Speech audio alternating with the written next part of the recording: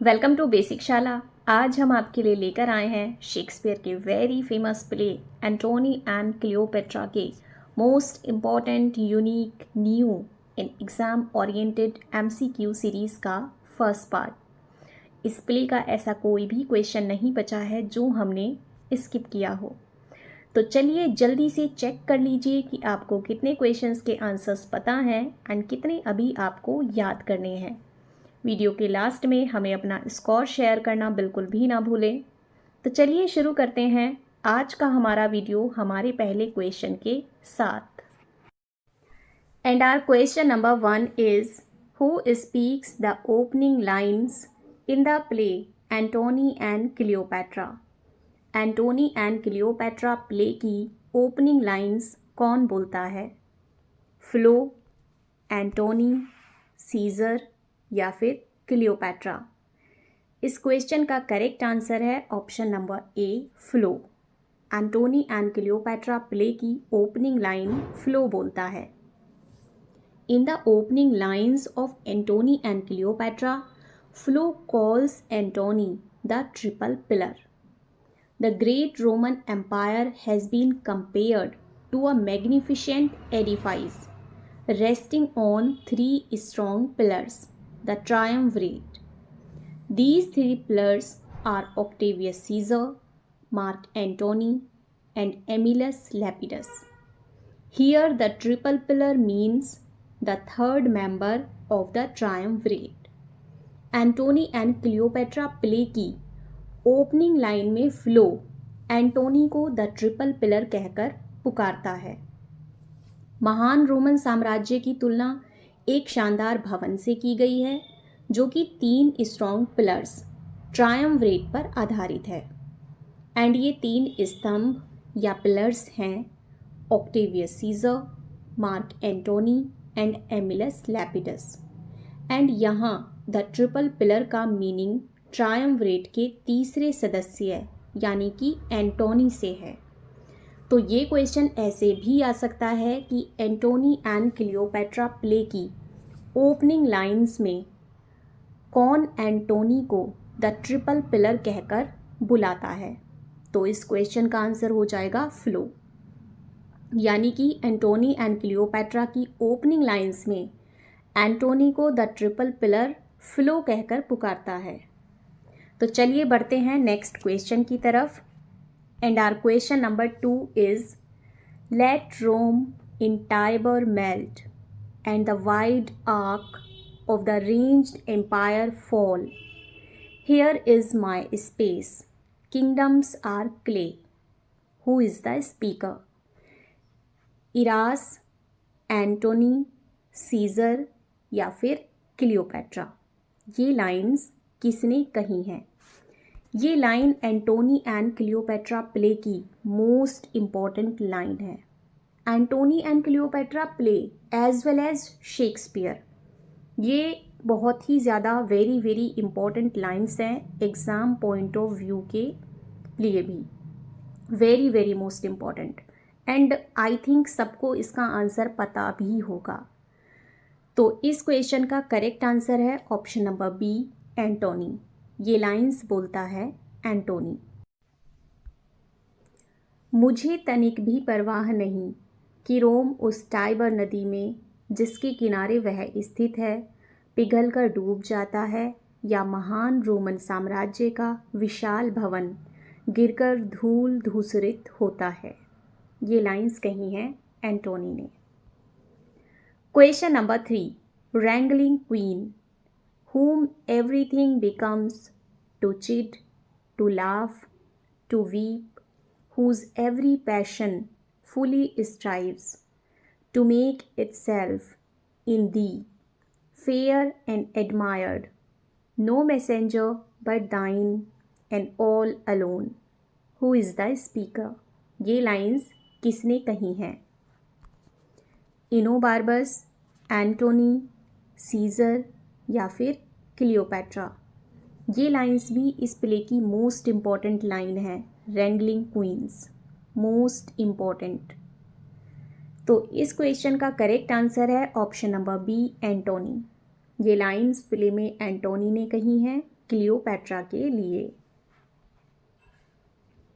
विवादी एवं झगड़ालू मिस्र की रानी, चाहे तुम डांटो, डपटो, हंसो अथवा रो, तुम हर प्रकार से सुंदर लगती हो, क्योंकि हर भाव तुम पर अच्छा लगता है।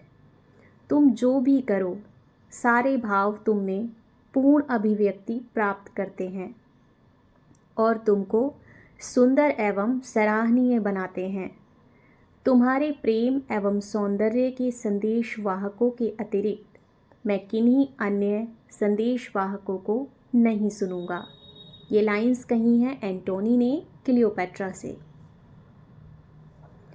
Question number 4, who are called cuckolds? Cuckolds किन्हें कहा जाता है?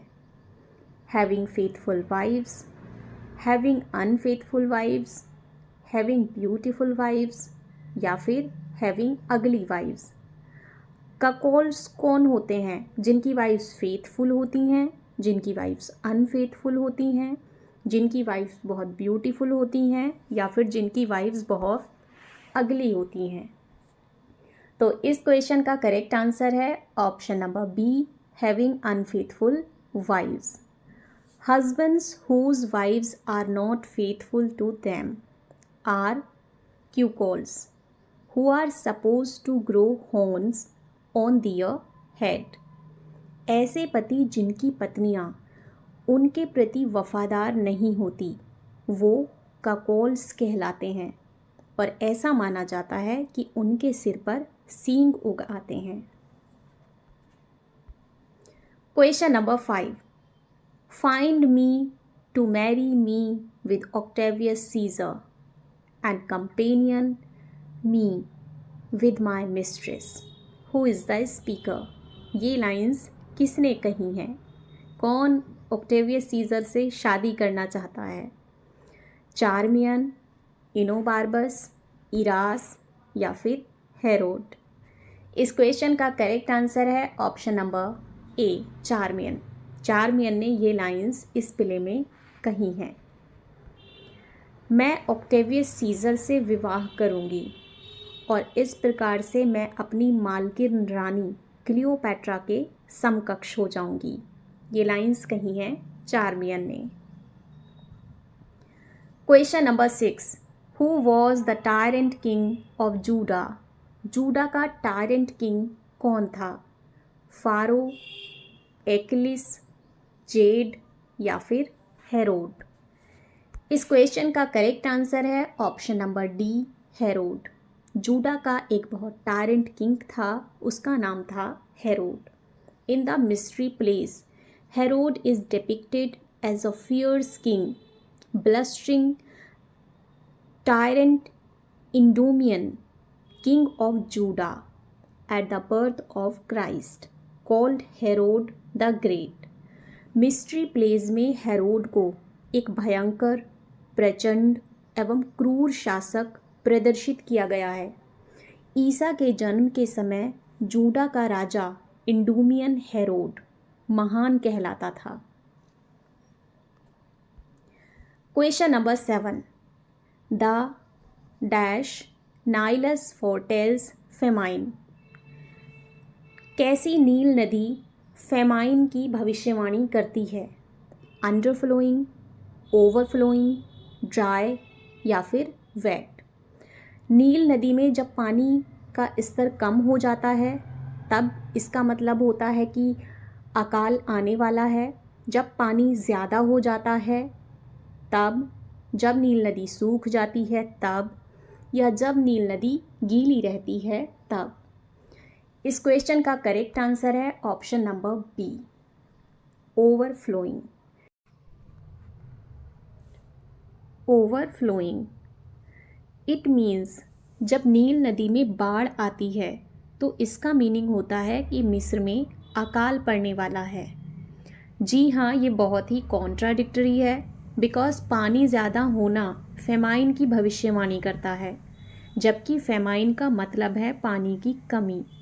एंड ये डिस्क्रिप्शन दिया है एंटोनी एंड क्लियोपैट्रा प्ले में चार्मियन ने कि नाइलस जब ओवरफ्लो होती है तो समझना कि मिस्र में अकाल पड़ने वाला है, यानी कि नाइलस का ओवरफ्लो होना फेमाइन की भविष्यवाणी करता है।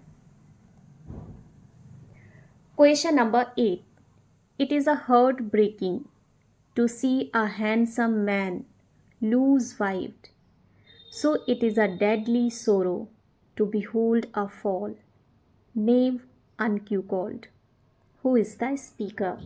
ये लाइंस किसने कही हैं? चार्मियन, इनोबार्बस, इरास या फिर Antony?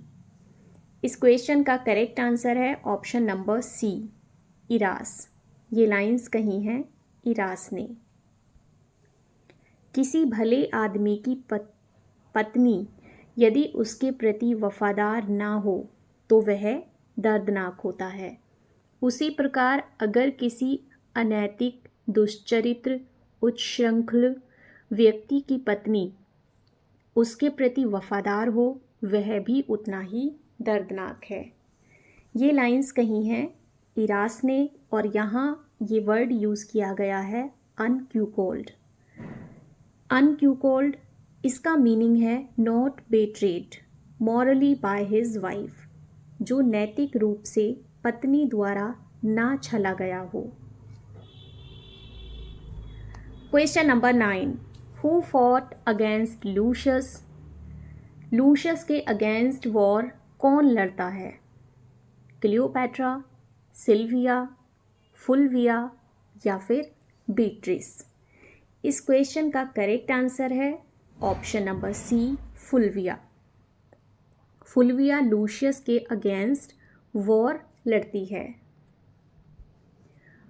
Question number 10, who fought war against Octavius Caesar? Octavius Caesar के अगेंस्ट वॉर कौन लड़ता है? Lucius and Fulvia, Silvia and Lucius, Fulvia and Silvia या फिर ओनली सिल्विया? इस क्वेश्चन का करेक्ट आंसर हो जाएगा ऑप्शन नंबर ए, यानी कि लूशियस एंड फुलविया। पहले फुलविया ने अपने पति एंटोनी के भाई लूशियस के अगेंस्ट वॉर शुरू किया, बट उस वॉर में दोनों ने समझौता कर लिया एंड दोस्त बन गए। फिर दोनों ने अपनी संयुक्त सेनाओं के साथ ऑक्टेवियस सीजर के अगेंस्ट वॉर स्टार्ट कर दिया, बट ऑक्टेवियस सीजर ने उन दोनों को हराकर उन्हें इटली के बाहर खदेड़ दिया। Question number 11, things that are past are undone with me, who is the speaker? ये लाइन बहुत ही इम्पॉर्टेंट है एंड प्रैक्टिकल भी है। तो ये लाइन किसने कही है? क्लियोपैट्रा, सीजर, एंटोनी या फिर सूथसेयर? इस क्वेश्चन का करेक्ट आंसर हो जाएगा ऑप्शन नंबर सी, एंटोनी। ये लाइंस कही हैं एंटोनी ने। जो घटनाएं पहले ही घटित हो चुकी हैं, अतीत की हैं, मैं उनको कोई महत्व नहीं देता क्योंकि उनको अनकिया या परिवर्तित नहीं किया जा सकता। ये बहुत ही important as well as practical line है। हम क्या करते हैं, बहुत सारे लोग अतीत में जो बुरी घटनाएं हो चुकी हैं उन्हें लेकर सोचते रहते हैं एंड उनके बारे में सोच कर हम दुखी होते रहते हैं, जबकि जो हो चुका है वो हो चुका है, उसे परिवर्तित नहीं किया जा सकता। बेटर है कि हम प्रेजेंट और आगे के बारे में सोचें। तो चलिए बढ़ते हैं नेक्स्ट क्वेश्चन की तरफ। Question number 12, who attacked on Asia? Asia पे किसने अटैक किया? हेरोड, लेबिनस, फुलविया या फिर लूशियस? इस क्वेश्चन का करेक्ट आंसर है option number B, Labienus. Labienus ने एशिया पर अटैक किया। Question number 13, with which armed forces Labienus attacked on Asia? Labienus कौन सी आर्म्ड फोर्सेस को साथ लेकर एशिया पर अटैक करता है? Egyptian force, Parthian force, Roman force या फिर सीरियन फोर्स? इस क्वेश्चन का करेक्ट आंसर है option number B, Parthian force. Labienus Parthian force के साथ एशिया पर अटैक करता है। Question number 14, Labienus with Parthian force conquered from Euphrates to Syria and Lydia to. जब लेबिनस पार्थियस फोर्सेस के साथ एशिया पे अटैक करता है तो वो यूफ्रेट से सीरिया तक के प्रदेश को जीत लेता है एंड लीडिया से कहाँ तक के प्रदेश को जीतता है? आयोनिया, बेहोमिया, इजिप्ट या फिर इंडोनेशिया? इस क्वेश्चन का करेक्ट आंसर है ऑप्शन नंबर ए, आयोनिया। वो जो प्रदेश जीतता है वो यूफ्रेट से सीरिया तक एंड लीडिया से आयोनिया तक फैले हुए हैं। लेबिनस was a Roman general sent by Brutus and Cassius in their conflict against Octavius Caesar and Antony to Parthia in the east of the Roman Empire. To seek help, he remained back after the fall of Brutus and Cassius. This Labienus is in joint command of the forces which have overrun the eastern part of the Roman Empire, and this situation makes Antony's presence in the battlefield necessary and urgent.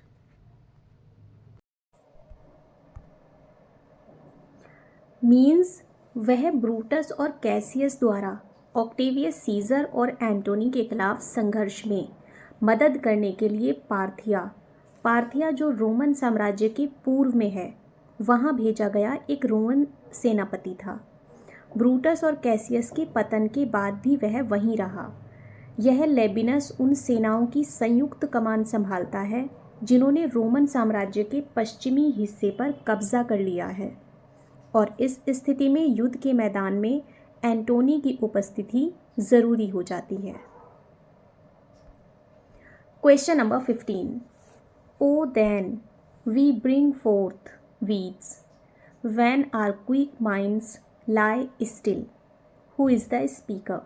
ये lines किसने कही हैं? Antony, लेबिनस, eras या फिर scissor? इस question का correct answer है option number ए, एंटोनी। ये लाइंस कही हैं एंटोनी ने। जब हमारे मस्तिष्क शिथिल एवं निष्क्रिय होते हैं तब ही हमारे दिमाग में बुरे विचार आते हैं। ये बात बिल्कुल सही है कि जब हम फ्री होते हैं तब ही हमारे दिमाग में जो बुरे विचार हैं वो उसी टाइम आते हैं, यानी कि जब हमारे पास करने के लिए कोई काम नहीं होता।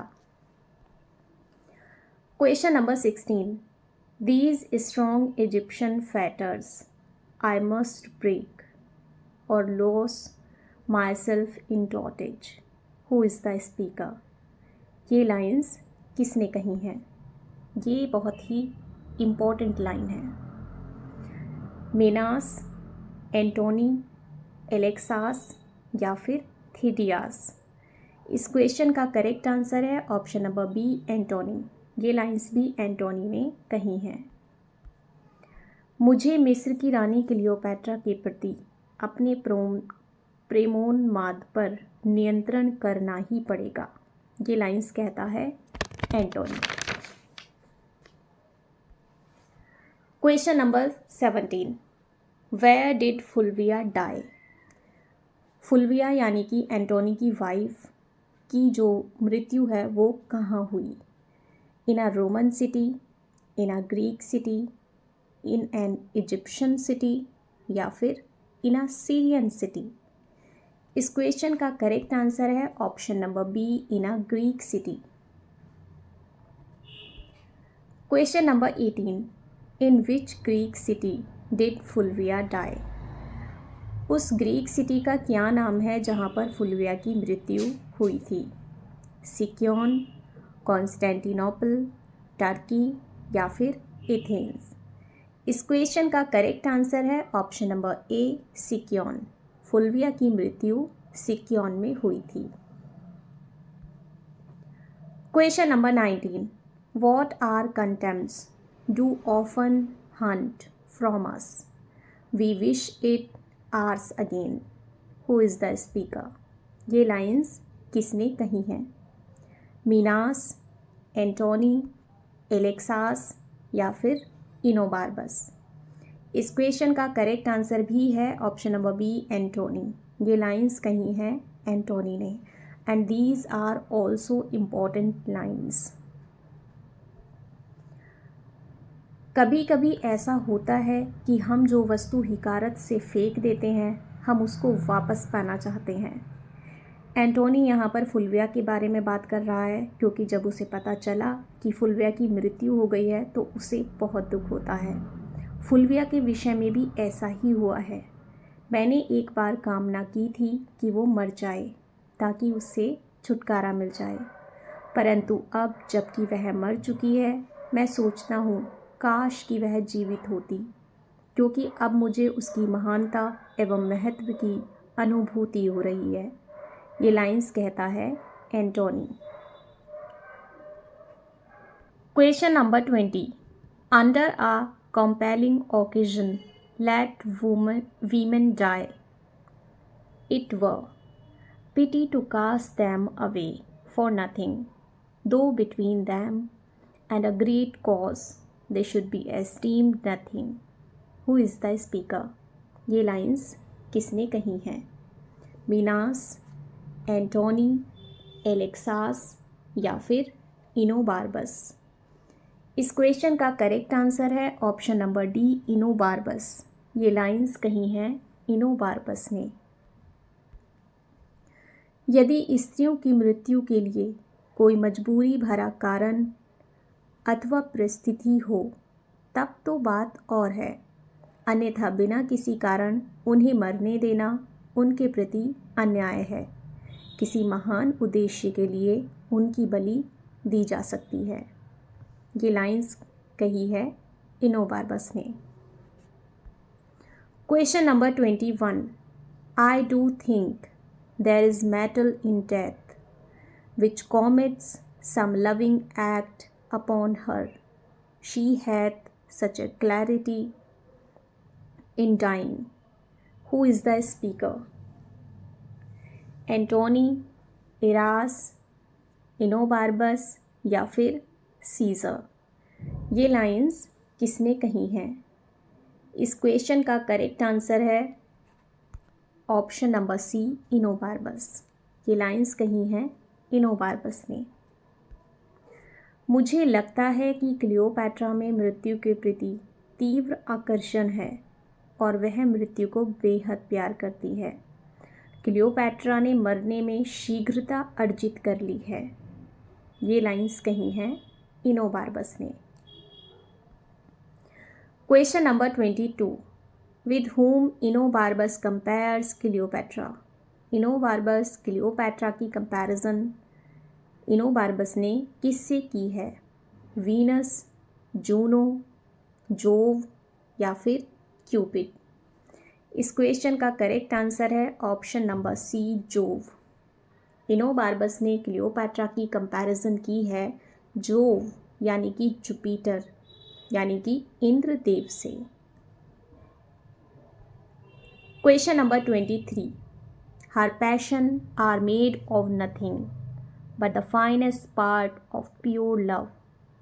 We can not call her winds and water sighs and tears.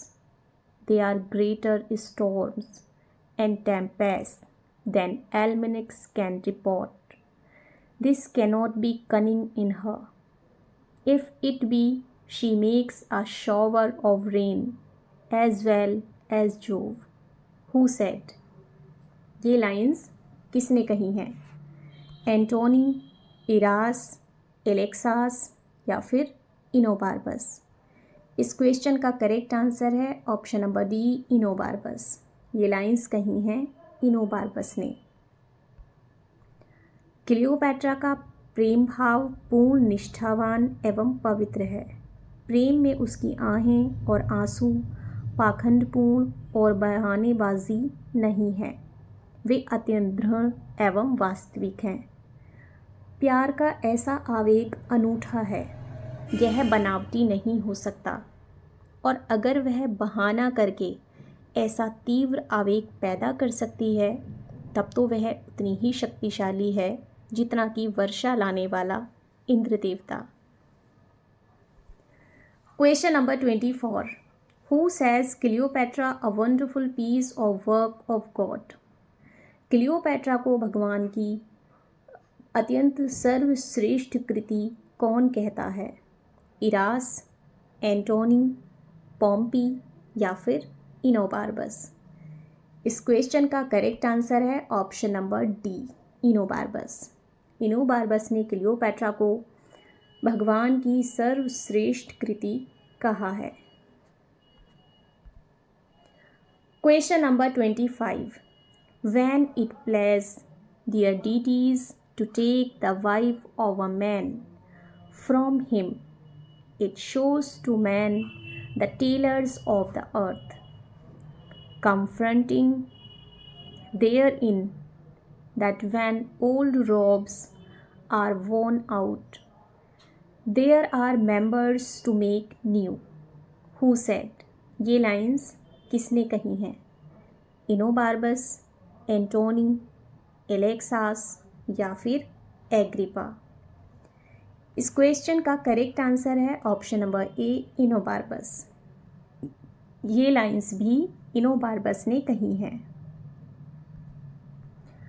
जब स्वर्ग में देवता प्रसन्न होकर किसी व्यक्ति की पत्नी ले लेते हैं, तब वे पृथ्वी के दर्जियों की तरह आचरण करते हैं।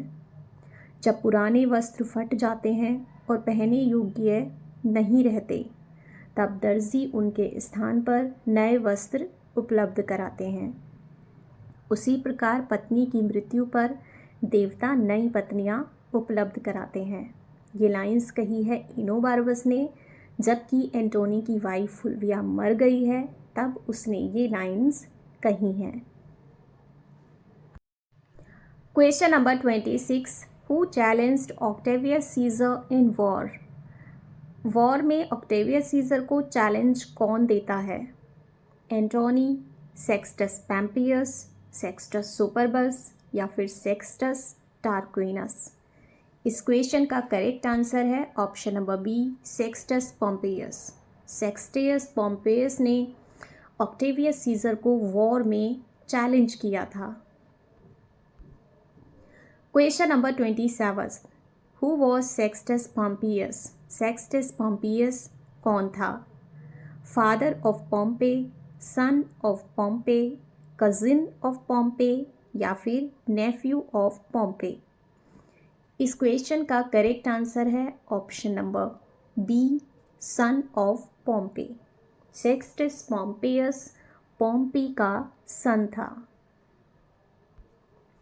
Sextus Pompeius Magnus Pius, 67 to 35 BC, also known in English as Sextus Pompey, was a Roman military leader who throughout his life upheld the cause of his father, Pompey the Great, against Julius Caesar and his supporters during the civil wars of the Roman Republic. Sextus Pompeius Magnus Pius लगभग 67 से 35 ईसा पूर्व, जिन्हें अंग्रेज़ी में Sextus Pompey के नाम से भी जाना जाता है, एक रोमन सैन्य नेता थे जिन्होंने जीवन भर रोमन गणराज्य के अंतिम गृह युद्धों के दौरान जूलियस सीजर और उसके समर्थकों के खिलाफ अपने पिता पॉम्पी द ग्रेट के कारण का समर्थन किया। This is Sextus Pompey. Question number 28. Oh, never was there queen so mightily betrayed, yet at the first, who is the speaker? ये लाइन्स किसने कही हैं? सीजर, इनोबार्बस, क्लियोपैट्रा या फिर इरास? इस क्वेश्चन का करेक्ट आंसर है ऑप्शन नंबर सी, Cleopatra. ये लाइन्स कही हैं क्लियोपैट्रा में। ये लाइन्स क्लियोपैट्रा ने अपने ही बारे में कही हैं एंटोनी से। इतिहास में कोई रानी नहीं हुई जिसको मेरी तरह का बड़ा धोखा दिया गया हो। जब एंटोनी फुल्विया की मौत की खबर सुनता है और वो क्लियोपेट्रा से जाने की परमिशन मांगता है, तब क्लियोपेट्रा एंटोनी से ये बात कहती है। क्वेश्चन नंबर 29, और thou the greatest soldier of the world art turned the greatest liar, who said? Caesar, Fulvia, Cleopatra या फिर ऑक्टेविया? इस क्वेश्चन का करेक्ट आंसर भी है ऑप्शन नंबर सी, क्लियोपेट्रा। ये लाइंस क्लियोपेट्रा ने कही हैं and these are also the important lines. संसार का महानतम सेनानी महानतम झूठे में परिवर्तित हो गया। ये लाइंस क्लियोपेट्रा कहती है एंटोनी के बारे में। Question number 30, O most false love, where be the secret vials thou shouldst fill with sorrowful water? Who is the speaker? Caesar, Fulvia, Cleopatra या फिर ऑक्टेविया? इस क्वेश्चन का करेक्ट आंसर भी है ऑप्शन नंबर सी, यानी कि Cleopatra. O most false love, this is also very important line. O Antony, तुम्हारा प्यार बहुत झूठा है। वे बोतलें कहाँ हैं जिनमें तुम फुल्विया के शोक में बहाए गए अपने आंसू इकट्ठे करोगे? ये लाइंस क्लियोपेट्रा कहती है एंटोनी से। तो फ्रेंड्स, ये तो था शेक्सपियर के most important play Antony and Cleopatra के मोस्ट इम्पॉर्टेंट MCQ सीरीज़ का फर्स्ट पार्ट। आई होप ये आपके एग्ज़ाम के लिए बहुत ही फ्रूटफुल होगा। वीडियो के नेक्स्ट पार्ट में जल्दी ही हम आपसे फिर मिलेंगे। तब तक अगर आपको वीडियो पसंद आई हो तो वीडियो को लाइक एंड शेयर कर दीजिए एंड चैनल को सब्सक्राइब कर लीजिए एंड कमेंट सेक्शन में हमें अच्छे अच्छे से कमेंट करना ना भूलें। आपके कमेंट्स हमारे लिए बहुत वैल्यूबल हैं। तो फ्रेंड्स, ऐसे ही more important in exam oriented questions देखने के लिए बने रहिए हमारे साथ, देखते रहिए बेसिक शाला।